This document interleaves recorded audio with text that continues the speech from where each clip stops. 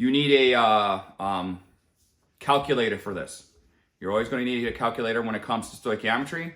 So for those of you who love math, this is going to be the unit that you like the most. And if you are one who does not like math, well, we'll get through it as best as we can. Okay. All right. So while we do this, you guys need to have this worksheet out.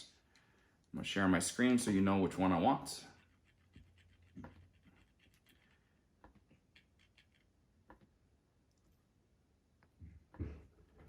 Should be worksheet number 1. Okay, so you should have this out, and I'm going to talk about what this is and what we're going to be doing and the kind of process we're going through. Okay, the main thing we're doing is a thing called stoichiometry. It's a word that makes people nervous at times. Okay, don't be. All it is just doing math. We pretty much have done all of it, but you didn't know you were doing it. Okay, so I'm going to come back to this in a second. I want to talk about this up here. All right, so whenever we're going to do is what's called do a BCA chart. All right, what a BCA chart is this? It is, why we call it BCA, it's before the reaction.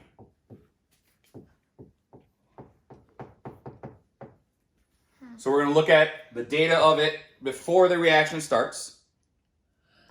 Okay. Then we're going to have the C, which is the change. Basically what this means is how much reacts.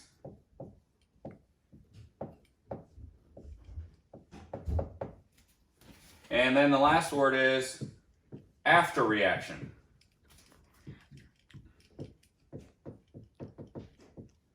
Basically the stuff we have at the end. Okay. So again, we're going to have before reaction. Okay. So this is going to be the stuff that we do before. Basically, this is like all your reactants and how much of each you have. I'm sorry that I'm constantly moving back and forth. I'm admitting people as they come in. So before reaction, then you have change, how much it reacts. Okay. And then the last one is what it is after the reaction is over. Okay. So to use a BCA chart, and you must write this down for yourself.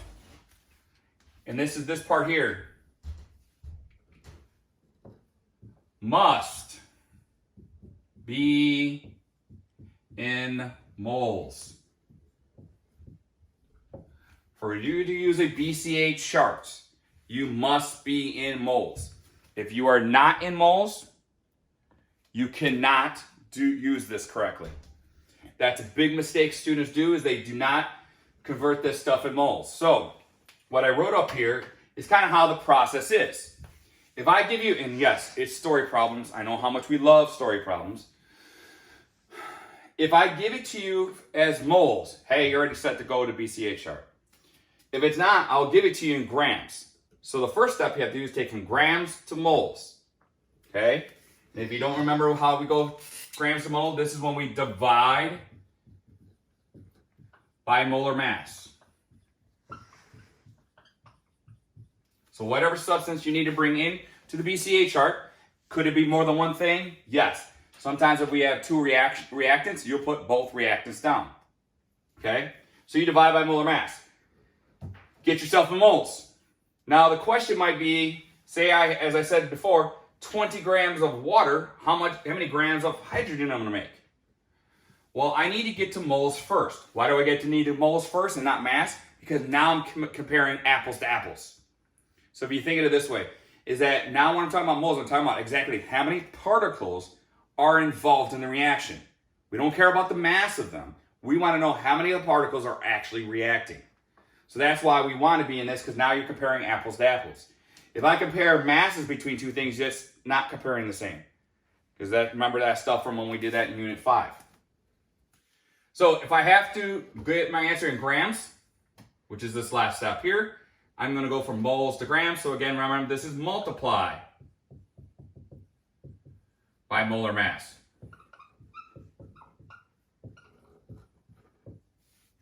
And to be honest with you guys, 99% of the time, don't think the molar mass you have here is not going to be the same molar mass you have over here most of the time.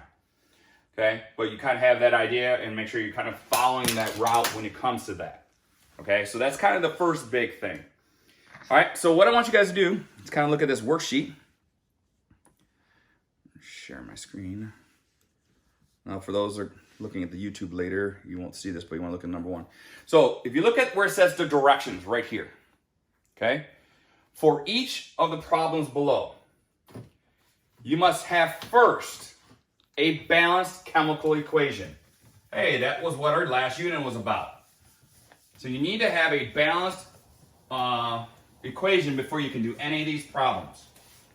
Because the balanced equation is what is already taking consideration law of conservation of mass, so we need to use that. Next, you need to identify what is given with units. Look at the units. So if it's grams, we've got to do that process where you have to change the moles. If it's in moles, you're already good.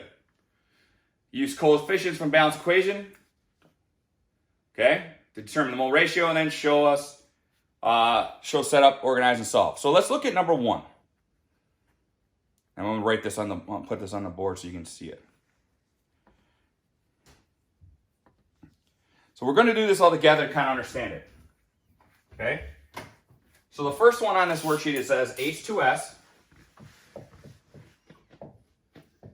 plus O2 produces SO2 and water.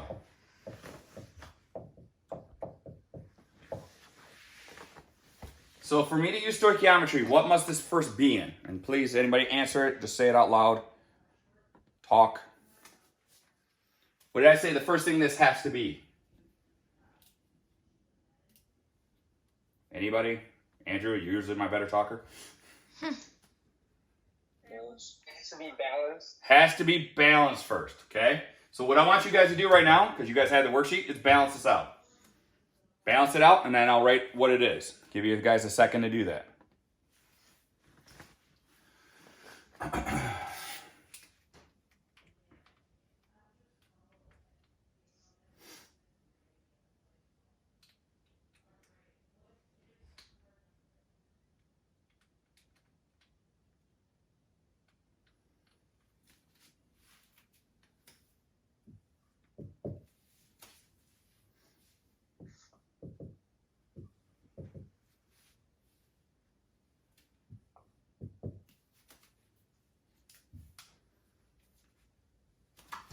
Hopefully when you did, you got 2, 3, 2, 2.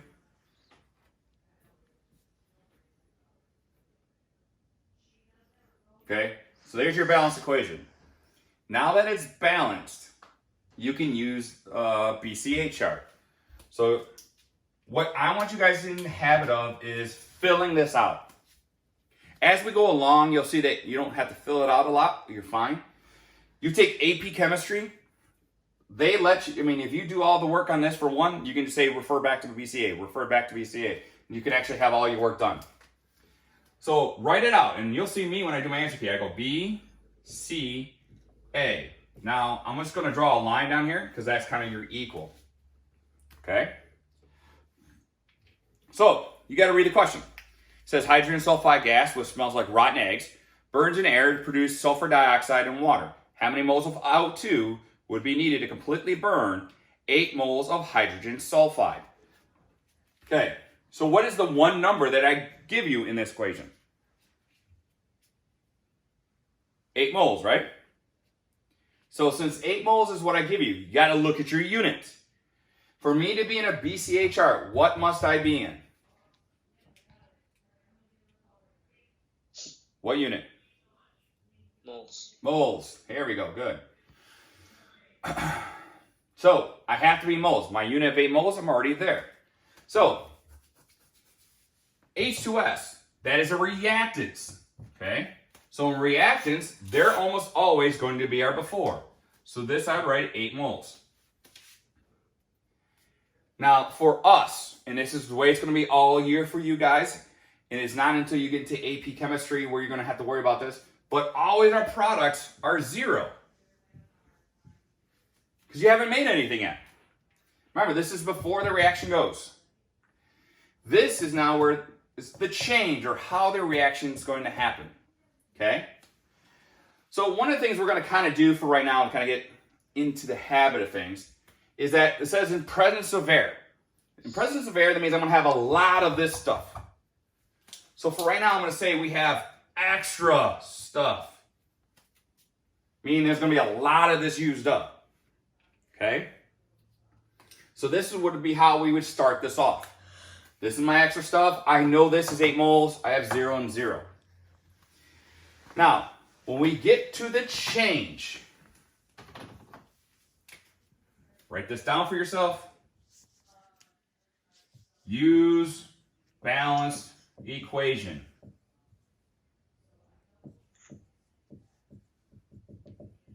So the numbers here you ain't going to play with until you get to here. Okay? So, what we're going to assume by what the question says is that I'm going to use all of this. So since I'm a reactant, I'm going to lose moles.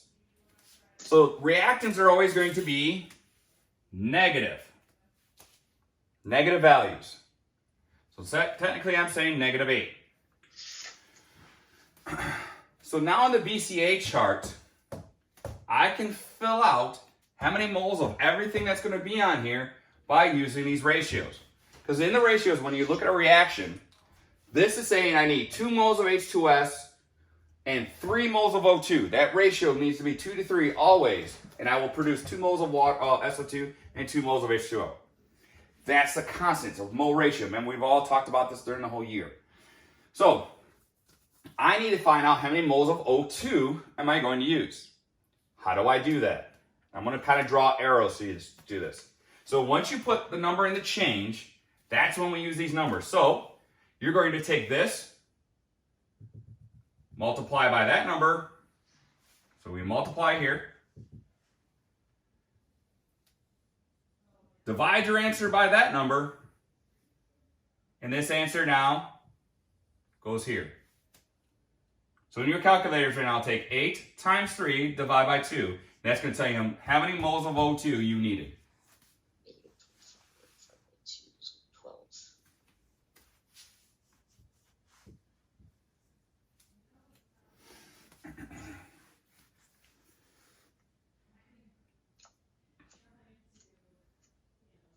Easy math, right? That comes out to be 12. Now, tell me why. Now, products, these is what's going to be made, so their sign is always going to be positive. And I'm going to write 8 and 8. Think about for a second why I was able to write down 8 and 8 without saying I'm doing any math.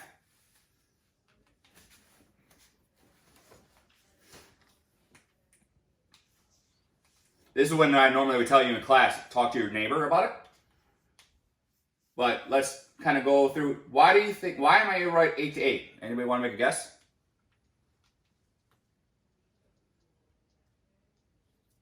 They have the same coefficients. That is the correct answer.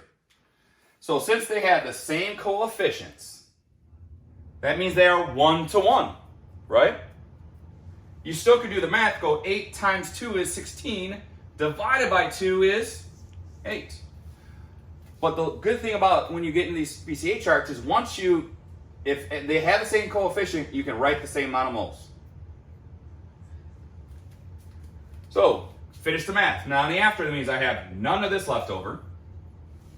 Extra stuff, so basically consider I have extra stuff. I'm making 8 moles of SO2 and I'm making 8 moles of H2O. But the question did ask, how many moles of O2 do I need to react? And that's why your answer to this problem is 12 moles of O2.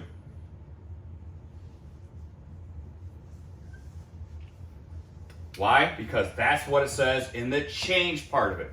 The change part of it is how many of the moles that are actually going through the reaction. Okay? Now I know some of you guys might go, man, this is confusing. Yes. Stoichiometry is. Let's move to the next problem. If you are a regular and asking what the heck am I showing, I did put it in Schoology a little bit before this started, so if you want to grab it off of Schoology, you can look at it, or grab your phone and look at it. Up to you. Let's see if anybody's here that needs to get in. Admit. Okay? So, C3, which is propane, burns in air. If I burn in air, what does that mean I'm reacting with? You guys need to know this because you're oxygen. Oxygen is always your reactant. Remember that. And then we have CO2 plus H2O. Remember, this is the only example we have of a combustion reaction. Okay? So this is always your example of a combustion reaction. All right. Again, per rules, I need to balance the equation. Go through and balance the equation, please. And you can look at my board when you're done.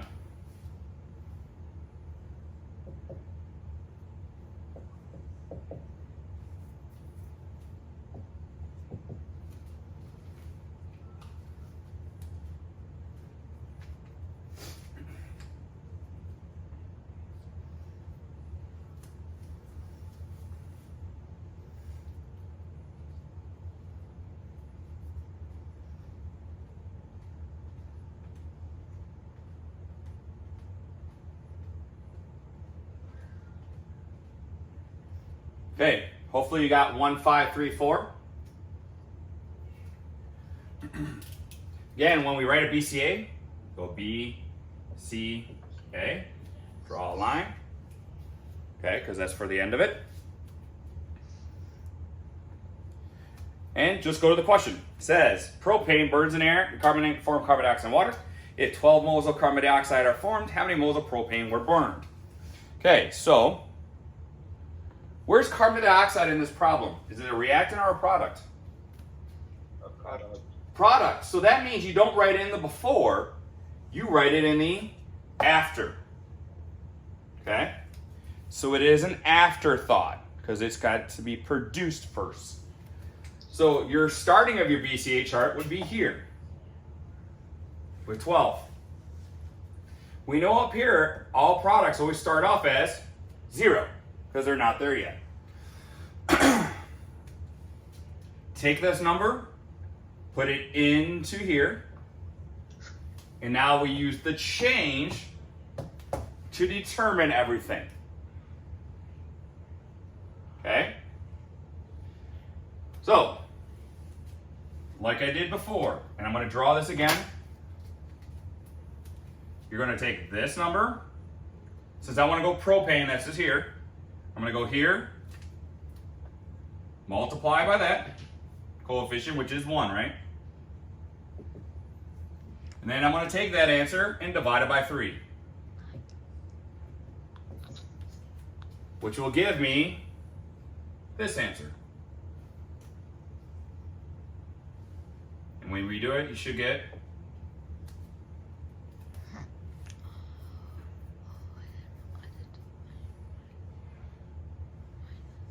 again, this is going to be a minus here because it's a reactant. What I want you to do right now, even though the question doesn't ask, I want you to try to tell me, find what oxygen should be and H2O. How many moles are involved in all the reaction? If you don't have a calculator, use that or your cell phone, whatever you need to do.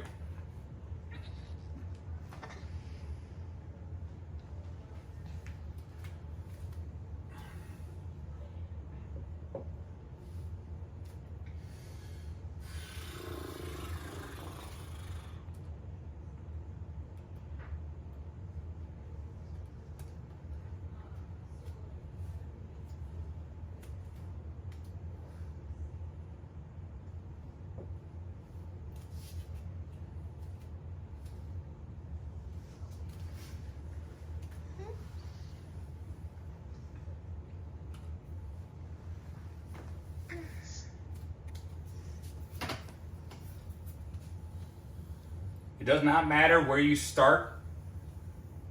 The mole numbers are always going to be the same because it's a constant ratio when you look at the formula. So that means by bare minimum, I had to start it with 4 moles of propane. This we could just say is extra stuff, or you could have put 20 there. I don't really care. 0 extra stuff, 16. The question asks though, how many moles of propane is needed? You would write 4 moles of propane. So for me to get 12 moles of CO2, 12 moles of carbon dioxide to be produced, I have to burn this many moles of propane. And I have to have that many moles of oxygen to do it. Any questions so far?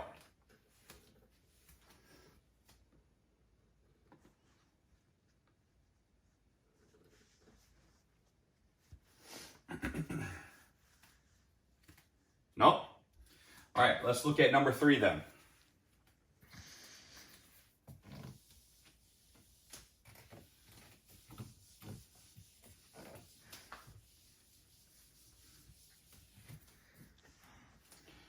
So number 3 says ammonia, the fertilizer is made by consuming H2 and N2, or nitrogen, to react at high temperature and pressure. How many moles of ammonia can be made from 0.15 moles of nitrogen gas?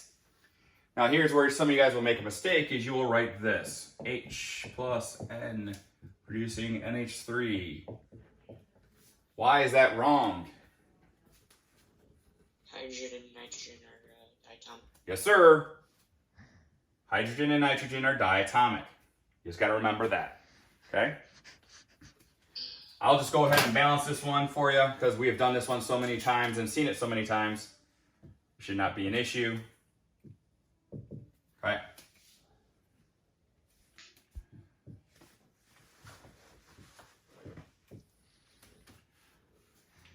So what's now difference when you read this problem, it says how many moles of ammonia can be made from 0.15 moles of nitrogen gas?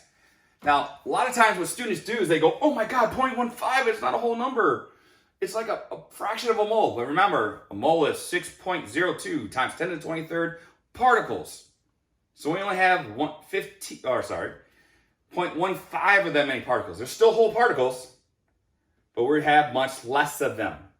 So don't be afraid by 0.15. You're going to start getting those type of numbers. Okay? So, nitrogen is a reactant, right? So it goes in here. What am I always going to put for NH3 in the beginning? Somebody. 0. Thank you. This, we're just going to go keep it, I'll just write extra stuff right now so you have it. Where do I use the BCA chart? I'm sorry, where do I use the moles numbers here? And what letter? B, C, or A?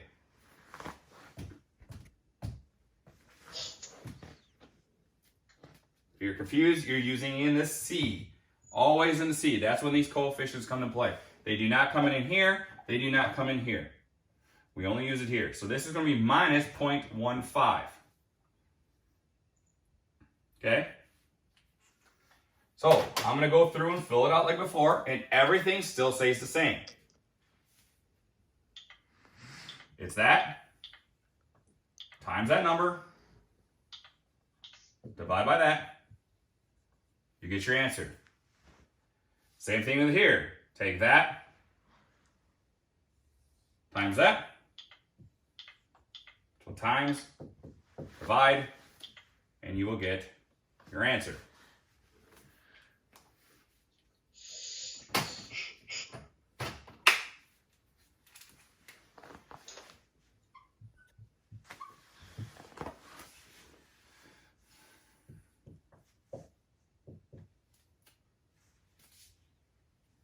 You guys get those?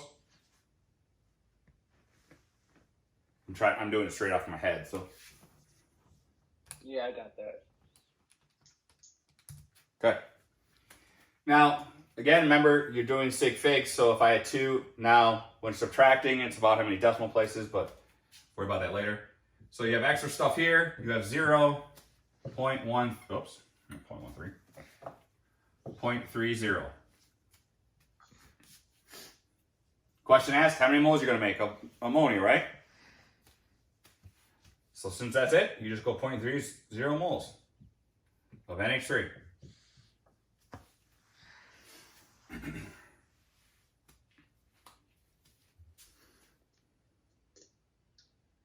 I want you guys to try number 4 now.